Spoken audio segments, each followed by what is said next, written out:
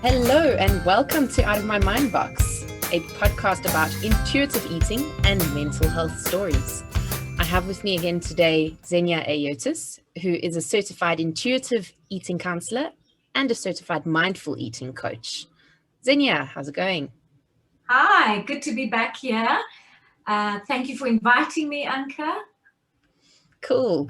So today we are going to be talking about principle number 8, which is respect your body. So that's principle 8 of the intuitive eating principles. And before we get started, I just want to mention that this podcast or any of the information therein is for informational purposes only and educational, and does not constitute any medical treatment or advice. So please do get in touch with your psychologist or psychiatrist should you need further support. Let's get into it. So principle 8 is respect your body. This is one that I'm really, really passionate about and have been working on really hard over the last few years, I think with some success. So what they say in the intuitive eating book is accept your genetic blueprint. Just as a person with a shoe size of 8 would not expect to realistically squeeze into a size 6, it's equally as futile and uncomfortable to have the same expectation with body size. But mostly, respect your body so you can feel better about who you are. It's hard to reject the diet mentality if you're unrealistic and overly critical about your body shape. So, and we've discussed this before, but in relation to the other principles, would you say that this principle should be principle number 8? I think it should be principle number 1. Yeah. So I agree with you there. If not 1, 2. So number 1, as we know, is reject the diet mentality. But it's so hard to reject the diet mentality when you're obsessing about your body and worried about how it looks and wanting to lose weight. Because if you're dissatisfied with your body, it's going to be very difficult to reject what the diet mentality says. And it's also going to be difficult to make peace with food because, every time you eat something that you think is going to contribute to weight gain, you're going to be stressing out and feeling anxious about eating those foods. So making peace with food is going to be difficult. Also, if you're worried about gaining weight and if your focus is on changing your body, how are you going to work with challenge the food police and work with all those thoughts around eating and what to eat and what not to eat, critical thoughts around your body? So, if you think about it, if we were not at war with our bodies, if we were accepting of our bodies, we probably wouldn't have a food struggle. But a large percentage of that food struggle is rooted in body dissatisfaction. Definitely. And the key word here is to respect your body. So I thought it pertinent to grab a definition of the word respect from the Merriam-Webster's definition dictionary. And it is to admire someone or something deeply as a result of their abilities, qualities, or achievements. So it's more about what your body can do than what it looks like. You've spoken to me before about your legs walk you. That was quite a nice way that you put it. I never thought about it like that, but I can be grateful and accepting of my body purely for the fact of the basic things that it does, like living and breathing even. Yeah, I mean, if you think about it, diet culture, our culture, society, the media has promoted a body ideal, which is largely unattainable and unsustainable for the large majority of people and women. But that ideal is kind of what everybody, a lot of people aspire to, and that is going to cause huge dissatisfaction. So the focus in diet culture is what your body looks like versus what your body actually does for you. So if you think about people who have a history of dieting, for the most part, people go on a diet. The first thing that will trigger them to go on a diet is body dissatisfaction. Mm-hmm. But if we were brought up from a young age with the notion that all different body sizes are acceptable and that bodies come in all shapes and sizes, there wouldn't be the struggle. And this struggle continues today amongst young girls and teens. And so what I think is important is to promote and embrace body diversity. Definitely agree. And we all do come in so many different shapes and sizes. It's just inevitable that you're not going to look like the next person. And to accept that is only logical, I think. Yeah. And what they say in the principle, like accept your genetic blueprint. You know, the shape and size of your body is largely going to be determined by your genes. Now, you can starve yourself or whatever to try and look a certain way. But part of this is to remove the focus of what the body looks like and come to the functionality of the body. But there's been so much emphasis on what the body looks like. And we've got to remember, there's Lindsay and Lexi Kite. They are twins. And they have an organization called Beauty Redefined. Mm-hmm. And they always say that your body is not an ornament. Mm-hmm. It's not an ornament for others' viewing pleasure. Your body is functional. It keeps you here. Your legs walk you. Let's look at the functionality of the body. We hardly ever think about it. So often we focused on my flabby arms or my tummy's too big or, the criticisms around what it looks like and not go into what it does for us. It's really only if you've got a diagnosis, a health diagnosis, or you've had an injury where our attention goes to, well, what my body does for me. Yeah, definitely. So what does not respecting your body do? So I'm thinking along the lines of when you're trying to get in tune with your fullness and hunger, not respecting your body kind of keeps you out of touch with all of that.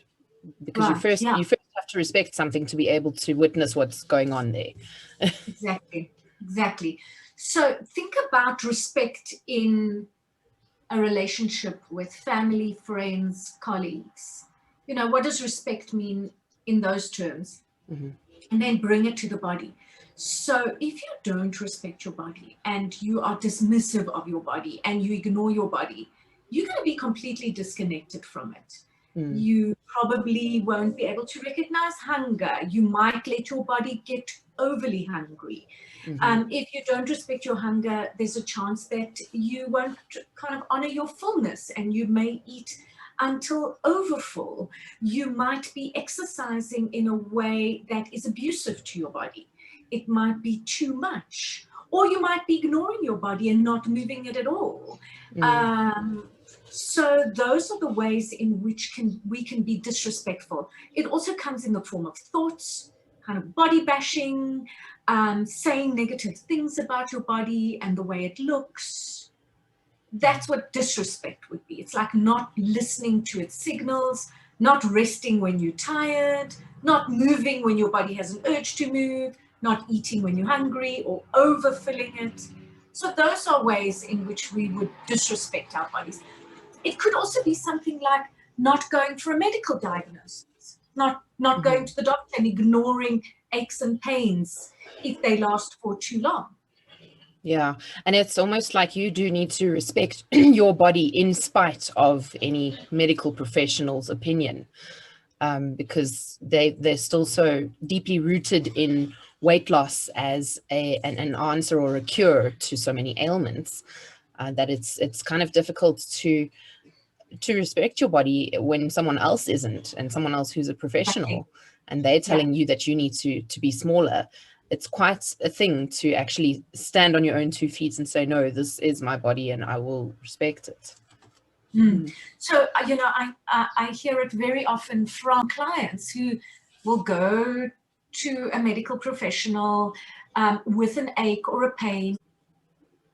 So, Anke, yes, I hear a lot from clients who are perhaps in larger bodies, who are actually quite scared of going to visit their doctor, especially if it entails being weighed.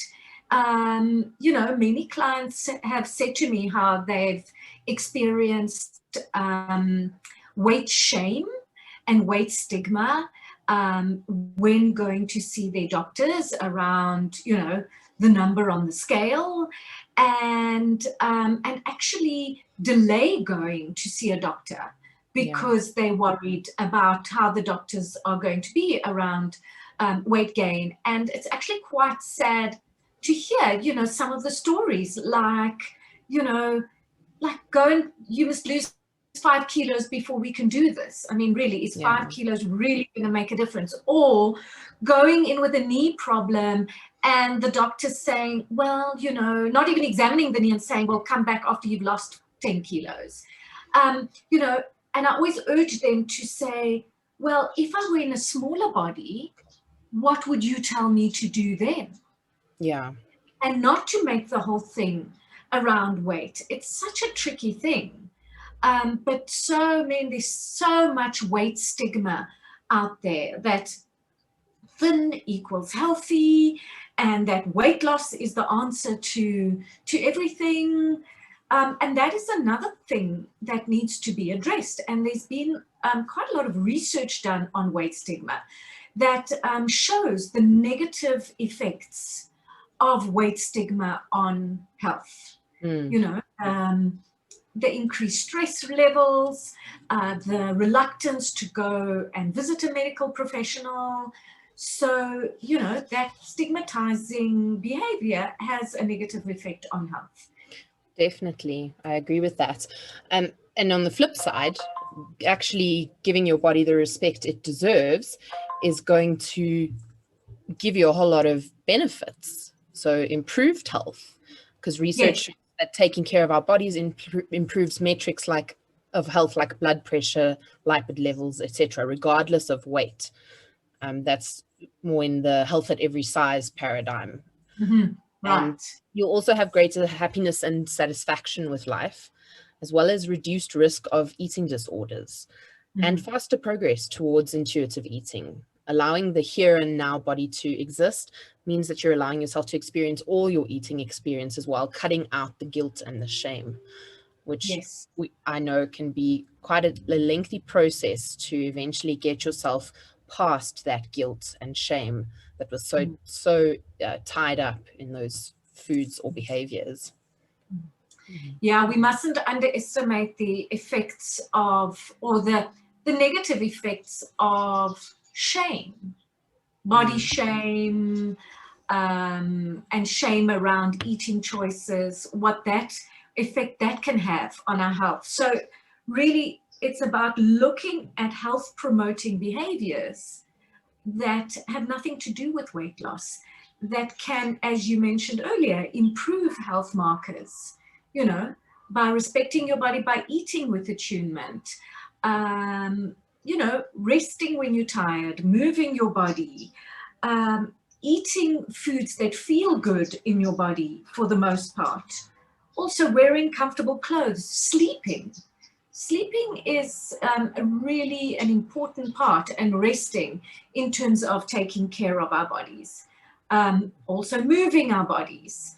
But when you are feeling stigmatized or shame around your body, very often people don't want to go and move their bodies because they feel shame at being out there. So yes, you actually mentioned this to me in another discussion we had, but what would you do if tomorrow you woke up and weight loss or weight gain was no longer a factor or an option?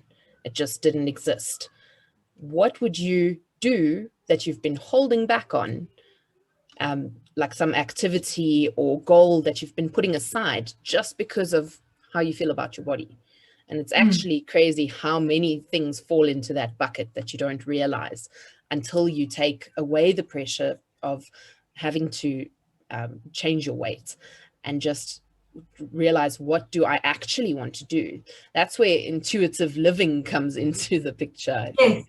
Yes. Yes. So yeah, just putting weight loss on the back burner, respecting and accepting your here and now body, taking care of it as joyfully as you can, looking after it, and just thinking, like, if weight loss was not an option, what would I be doing differently?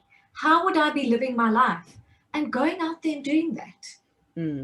Definitely. Because we're always waiting. Oh, when I lose, I mean, that's all part of diet culture and diet mentality. When I lose that weight, I will go and swim, or I will buy this and I will buy those clothes, or whatever. You know, whatever you put on hold, go and do that now. One of my examples was wearing a bikini. So I broke that a long time ago, and I have worn a bikini since. I prefer one pieces. It just kind of feels like everything's not going to fall out. But I eventually managed to get over that, because I had this picture in my weight loss journal, like, that I had drawn of myself in my bikini at my goal weight. And that was going to be it, somehow, some way, someday. And yeah, it's just not realistic. And I think to accept that is part of the body respect and body acceptance. So what about the steps that we can take to begin respecting our here and now bodies? I think number one is trying to get rid of the scale, or weighing a lot more seldomly. Yes. So yeah, the steps of respecting your body would be, number one, to accept that it's the acceptance piece. That this is your body is functional, it keeps you here in this world. Without it, you wouldn't be here. And starting to find things that you value about yourself that have nothing to do with your body. So looking at qualities about you, traits that you value about you. So not equating body size and body appearance to worthiness. And maybe reduce weight, stop weighing, or reduce your weighing. I think a large part of this is to be careful about what you say to yourself. Watch that critical voice. And that includes what you say to yourself via social media. So what's coming in through your feed.